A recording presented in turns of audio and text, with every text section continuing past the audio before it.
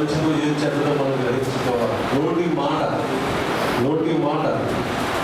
మాట ఎంత శక్తి ఉందండి. యేసుప్రభువు శతానందుడు వచ్చాడు, తన యొక్క సైనికుడు అన్నారని చెప్పుకుంటే ప్రభు అంటే ఉన్నాడండి, నువ్వు నోటి మాట మాత్రము సెలవు ప్రభు అన్నాడు. అదేంటి చాలా ఆశ్చర్యపడి యేసుప్రభు మా ఇంటికి వచ్చి ప్రార్థన చేయండి అనే మాట కూడా అనలేదు. దేవుడు అతను చూసి ఇశ్రాయేలులో ఇంత విశ్వాసం గలవాన్ని నేను చదవని వారికి ఇస్తున్నాను.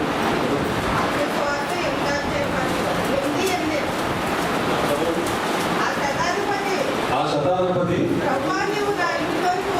ప్రభువా నీవు నా ఇంట్లోకి వచ్చుటకు నేను పాత్రుడు కాదు, మాట మాత్రము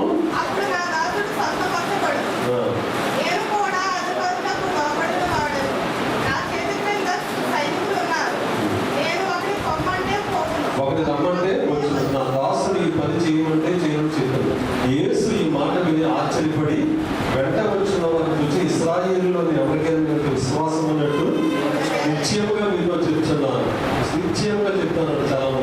చాలా మంది వస్తారు కానీ యేసుని విశ్వాసం ఉంచారండి. దేవుడు మాట ఎవరో వస్తారు. ఎందుకు మనలో పరిపక్వత చెందట్లేదంటే ఆయన ఎవరైనా ఉండట్లేదు. విశ్వాసం ఉన్న ప్రభువు చెప్తాడంటే దేవుడి శాపంతో చెప్తాడు. దేవుడు వచ్చి మాట్లాడు ఎవరితో కూడా. ఎవరి ద్వారా మాట్లాడతాడండి? పూర్వకాలం చర్చెస్ అని ఉండే కాదు. ఆ కాలంలో ప్రవక్తలు ఉండేవారు. మోషే, అహరోను, యెహోషువ, కాలేబు, గొప్ప ఆమోసు, వీళ్ళు భక్తులు ఉండేవారు. ప్రవక్తల ద్వారా రాజులు గద్దించేవారు. వాళ్ళు భయపడేవారు కాదు. అలాగే రాణిని గద్దించిన వాడు ఎవరు చెప్పండి? ఎవరు గద్దించారు? గద్దించాడు. రేపాటి వారు ఉన్నాడు అంటే ఏముంది, ఎదుగులు చంపేస్తాను దేవుడని, నేను ఈ లోక పిలిచేస్తాను, రేపు ఈ లోక చంపేస్తాను. మరి రేపు భయపడకుండా మరి ప్రార్థన చేశాడు. దేవుడి దగ్గరికి వెళ్ళి కరివేలు పర్వతం దగ్గరికి వెళ్ళాడు. ఎడారిలోకి వెళ్ళి మన చెట్టు కింద కూడి ప్రార్థన చేశాడు. దేవుడు మన ఆలకించాడు. కాబట్టి మన జీవితాల్లో దేవుడికి అసాధ్యమైనది వినుట వల్ల విశ్వాసము కలుగు. మనం ఒకటి గుర్తుపెట్టుకోవాలి. దేవుడు మనం ఎప్పుడు జ్ఞాపకం చేసేవాడు చెప్పండి? ఎప్పుడు జ్ఞాపకం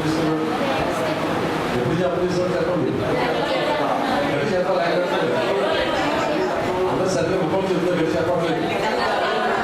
తల్లి గర్భంలో ఉన్నప్పుడే నిన్ను నన్ను ఒక రూపం ఏర్పరచక ముందే జ్ఞాపకం చేసుకున్నాడు. హల్లెలూయా. అందుకు భూమి మీదకి వచ్చాడు మనం. ఈ రూపం ఏర్పడింది మరి. అందరికి అప్పుడే నిర్ణయం చేస్తాడు నువ్వు ఎంత హైట్ ఎదగాలో, ఎంత పుట్టిగా ఉండాలో, ఏ రంగు ఉండాలో, కలర్ ఉండాలో అని దేవుడి గురించి నీ ముక్కు ఎలా ఉండాలో దేవుడే వేస్తాడు. అంతేగాని నీ తల్లి తండ్రులు నియమించిన వాడు కాదు. నీ తల అన్ని సంవత్సరం ఎవరు ఏర్పరిచారండి? దేవుడు ఒక శిల్పి. అనేక లాభాలు ఉంటాయి. పొడవులో ఉంటే కష్టాలు ఉంటాయి. ఏదో పొడవులు అనుకుని మన కింద షాప్ వెళ్తే ఆగి చదవలేదు అంటున్నాడు. ఇప్పటికున్నా మన షాప్లో అందుకుంటే చెయ్యి పొడవలేదు అంటున్నట్టు ఉంటాడు. పర్లాగైతే నన్ను అందుకోకుండా ఆ షాప్లో తీసుకుని నాకు లోపం అయిపోతారు. పొడవులో కూడా లోపంలో వచ్చింది. ఫుడ్లో పెట్టుకుంటే ఎవరికి పొడవ ఉండదు, ఎవరు ఎక్కడం ఆ రుచినే చెక్కాలి. కాబట్టి దేవుడి స్థితి చెల్లించాలి. మనం ఏ ఆకారం ఇచ్చాడు దేవుడి స్థితి చెల్లించాలి. దేవుని స్థితి చెల్లించి నా ప్రాణమా యెహోవాను ఆయన చేసిన ఉపకారములలో దేవుని ముఖ్యంగా మనం పుట్టారు. అయితే అన్నిటికన్నా చాలా మంది పేదవారిగా పుట్టి పేదవారిగానే చనిపోతారు. అయితే దేవుడు మనం దేన దశలో ఉన్నప్పుడు జ్ఞాపకం చేసుకున్నాడు. ఎప్పుడు జ్ఞాపకం చేసుకున్నాడండి? కష్టాల్లో, ఇబ్బందులు. ఆ మాట ఎక్కడి నుంచి చెప్పగలరా? అది క్లూయిస్తున్నారు. కీర్తనలో ఉంది 136 సంకీర్తన 23 చూడండి. దావీదు చెప్తున్నాడు, ఆయన మనల్ని దేన దశలో ఉన్నప్పుడు జ్ఞాపకము చేసుకున్నాడు. మనము దేన దశలో ఉన్నప్పుడు ఆయన మనల్ని జ్ఞాపకం చేసుకున్నాడు. ఆయన జ్ఞాపకం చేసుకుంటే నువ్వు నేను ఎక్కడ ఉందని దరిద్రతలో పుట్టి దరిద్రతలో చనిపోయిన వాళ్ళు చాలా మంది ఉన్నారు. చాలా మంది మీకు తెలిసినప్పుడు గోదావరిలో ఉన్నప్పుడు గోదావరిలో ఉన్న వాళ్ళు కూడా ఇప్పుడు పైనుంచి ఆకాశం మీద వాళ్ళు తల్లిదండ్రులకు పుట్టుకోలే. దరిద్రులు, సామాన్యులు, మరి వాళ్ళకి ఆశీర్వాదం లేక మరి తల్లిదండ్రులు దోషంలో ఉన్నారు. ఎవరి దోషం తెలియక వాళ్ళు బెగ్గర్స్గా మారిపోయిన వాళ్ళు లేడీస్ ఉన్నారు, జెంట్స్ ఉన్నారు.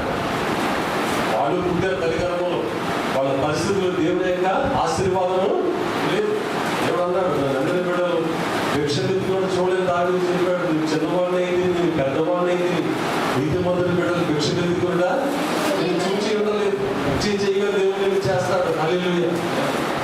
భిక్షమని అప్పు ఇచ్చేవాడిగా చేస్తాడు, అప్పు తీసుకునేవాడిగా నేను చేయడు. హల్లెలూయా. మన దేవుడు అంతే గొప్పవాడు. యెహోవా ఆశీర్వాదము ఐశ్వర్యం. కానీ జీవితంలో కూడా గుర్తుపెట్టుకోండి, ఈ స్థితిలో మనం అందరము నువ్వు నేను ఉన్నామంటే ఆయన దీనదశలో ఉన్నప్పుడు జ్ఞాపకం చేసుకున్నాం. ఎంతో మంది వ్యాపారాలు చేసి నష్టపోయి భార్య భర్తలు బిడ్డలతో సహా చనిపోయిన వారు ఉన్నారు. ఎలా చనిపోతారో తెలుసండి, ఎదురుస్తున్న ట్రైన్కి వెళ్ళి కుటుంబంతో సహా చనిపోతారు, పిల్లలు వేసేస్తారు, ముందు ఇల్లు పడిపోతున్నారు. నువ్వు నేను ప్రతిఫలం ఎవరు కనపండి? దేవుడి కృప. నువ్వు చదువు తిన్నామంటే దేవుడి కృప, నడుస్తున్నామంటే దేవుడి కృప. దేవుడి జ్ఞాపకం చేసుకోండి. ఎంతోమంది విపత్తుల వల్ల నష్టపోతున్నారు, దేవుడు మనల్ని కాపాడుతున్నాడు.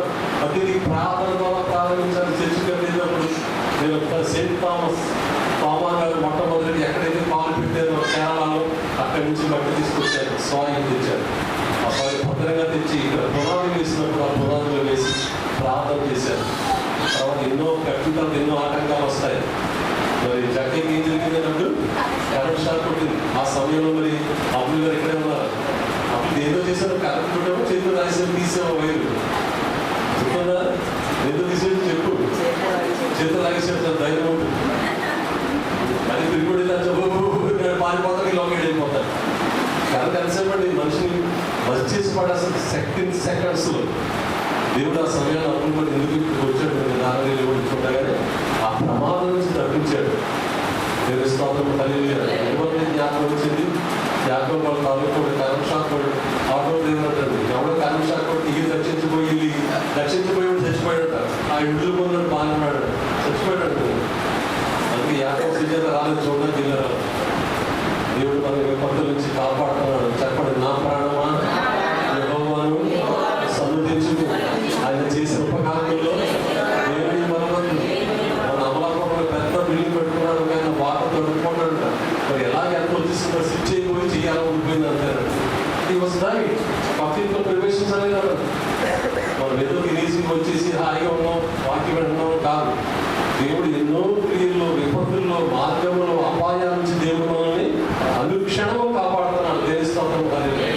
అనుక్షణము కూడా నువ్వు ప్రార్థన తప్ప, నీ మనసులో స్తుతి తప్ప ఏ మాట నీ ఉంటుందా రాకూడదు. ఏ రావాలండి? స్తుతి స్తుతి స్తుతి స్తుతి చెప్పుకుంటూనే ఉండాలి. అప్పుడు సైతాను ఏ మీద రాడు, నీ ఆలోచనలో ఒక రాడు. దేవుని స్తుతి చెల్లిస్తున్నారు. దేవుని స్తుతి చెల్లిస్తే సైతాను ఏం చేస్తారండి? పారిపోతారు. కూర్చున్నా, నడుస్తున్నా, మా మామయ్య గారు బండి ఎత్తినా సరే పెట్టింది స్తుతి స్తోత్రం అని వాళ్ళు ఏమో మనకు చెప్పండి సరే. స్తుతి స్తోత్రం దిగే వరకు అదే మాట లేవు. అంటే మనం దేవుని స్తుతించాలి. ఇంకా మనం పాడే కదా, దేవుని స్తుతించుడి ఎల్లప్పుడూ దేవుని స్తుతించుడి, దేవుని స్తుతించుడి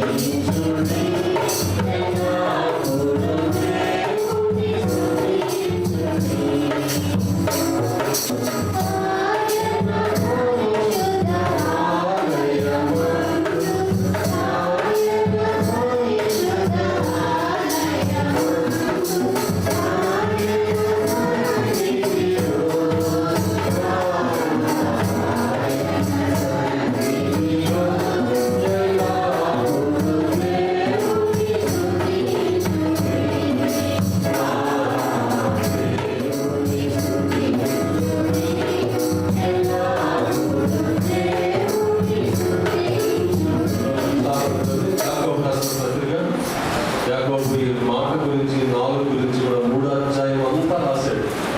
యాకోబు రాసిన పత్రిక 3వ అధ్యాయం 5వ వచనం. అలాగే నేను నాలుక కూడా చిన్న అవయములను బహుగా ఎంత కొంచెము ఇప్పుడు ఎంత విస్తారంగా అడిగి తెలుగుపెట్టారు. నాలుక అగ్నియే. నాలుగు మన అవయవంలో ఉంచబడిన పాప ప్రపంచమైన సర్వ శరీరములకు మాలిన్యము ప్రకృతి చక్రము చిచ్చు పెట్టింది. అది నరకము చేత చిచ్చు మృగ పక్షి సర్ప జలచారములలో ప్రతి జాతి నరజాతి సాధు కాచారము సాధైన కానీ ఏ నరుడు నాలుగును సాగు చేయలేదు. అది మరణకరమైన విషముతో, అది నిరర్గళమైన దుష్టత్వమే.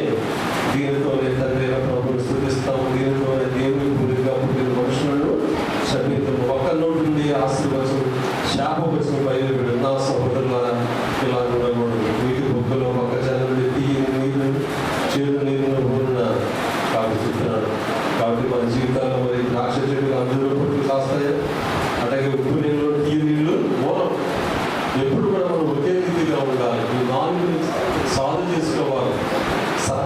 కూడా సాధువు చేసుకుని జీవిస్తున్నారు. అప్పుడు డిస్కవరీ ఛానల్ చేసుకుంటే మొసళ్ళు ఇంట్లో పెంచుకుంటారు తీసండి. మొసళ్ళు వాడు పండుగలు పెంచుకుంటాడు. మన హైదరాబాద్ కోళ్ళు తీసుకెళ్ళిపోతున్నాడు. పుట్టిసరికి ఆహారం ఏం పెంచుకుంటాడు అయ్యారు? పండుగలు వారికేచులు ఇంట్లో అరుగులు ఉండేదాన్ని ఇంట్లో పెంచుకుంటాడు. దానిని కూడా లోపరుచుకున్నాడు. అయితే నాలుగులు మాత్రం ఎవరు కూడా జయించలేరు. నాలుగులు జయించిన వారికి వారందరూ ఉండాలంటే నాకు తెలియదు. మీరు జయించిన చెప్పే కదా, నాలుగు జయించిన వాడు మాట వచ్చిన ముగ్గురు మాట్లాడిన నలుగురు పెట్టుతామని చెప్పండి. ఎవరు చేయట్లేదు. నాలుగు జయించలేదు. జయించిన మీరు ఒక్క మాట అంటే చాలు. ఇండియా పాకిస్తాన్ 10 మాటలు ఊతాడు. ఏ మాట అవ్వాలో ఎన్ని అంటారు? నాలుగండి 4 గంటలు చెప్పండి త్వరగా. 4 గంటలు కదా 6